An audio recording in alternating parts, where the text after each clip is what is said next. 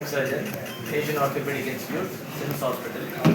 So ஒரு 84 வயது patient இருக்காங்க. எங்ககிட்ட பேக் பெயின் அண்ட் ஒரு 4-5 அடி கூட 4-5 ஸ்டெப்ஸ் கூட நடக்க முடியல அப்படின்னு சொல்லிட்டு வந்திருந்தாங்க.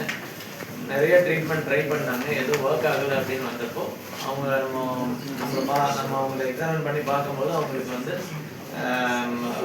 சிவியர் நரம்பு அழுத்தம் வந்தது. ஸோ அதை ரிலீஸ் பண்ணணும்.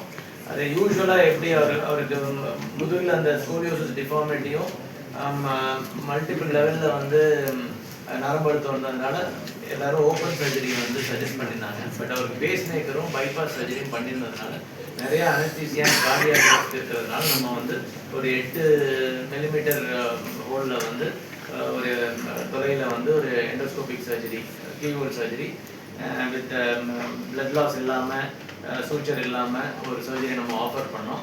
அவரும் அக்செப்ட் பண்ணிக்கிட்டாரு. அந்த சர்ஜரி ரொம்ப அன்இவென்ட்ஃபுல்லாக வித்தின் ஒரு 40-45 மினிட்ஸில் முடிஞ்சு பேஷண்ட் வந்து ஒரு 24 ஹவர்ஸில் வந்து கம்ஃபர்டபுளாக பெயின் இல்லாமல் நடந்து வீட்டுக்கு டிஸ்சார்ஜ் ஆகிப்போம். இது மூலியம் என்ன மெசேஜ் சார்? மெடிக்கலி சொல்லணுன்னா பார்த்தீங்கன்னா நம்ம ஸ்பைன் சர்ஜரினாலே வந்து ரொம்ப பெயின் ஜாஸ்தியாக இருக்கும், லைஃப் லாங் பெயினில் இருக்கணும். போஸ்ட் சர்ஜரி இல்லை சர்ஜரி பண்ணால் பெராலிசிஸ் ஆகும், அந்த மாதிரி இதெல்லாம் வந்து இப்போது இருக்கிற அந்த modern டெக்னிக்ஸில் we can avoid and then we can give them good quality of life, early mobility, good quality of life. நான் இப்படியே இருந்துடுறேன் அப்படின்னு சொல்லி சஃபர் பண்ண வேண்டிய அவசியம் கிடையாது. It is become very very simple and smaller. அதனால் கஷ்டப்பட வேண்டியதில்லை. இந்த பேக் ப்ராப்ளம்ஸ் வச்சுட்டு லைஃப் லாங் கஷ்டப்பட வேண்டாம். No need of fear. No need of fear sir. இதுக்கு ஏஜுக்கு இன்சூரன்ஸ்லாம் கவர் ஆகுமா? கவர் ஆகும். So during the surgery time, what was the most challenging for you?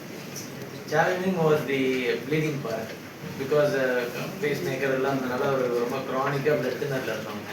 So நம்ம அனஸ்தீசியா டீம் வந்து ரொம்ப அட்வான்ஸான டீம், ரொம்ப நல்லா ஹை பொட்டன்ஷியல் அனஸ்தீசியா கொடுத்தாங்க. ஸ்டில் ப்ளீடிங் வந்து ஃபேக்டர், அது ஒன்று. ரெண்டாவது நம்ம உள்ளே போய் பார்க்கும்போது எதுவுமே நார்மலாக இருக்க வேண்டிய இடத்துல அந்த ஸ்ட்ரக்சர் இருக்காது, அனாட்டமி எல்லாமே டிஸ்டர்ப்டடாக இருக்கும். ஸோ அது ஒரு பெரிய சேலஞ்ச்.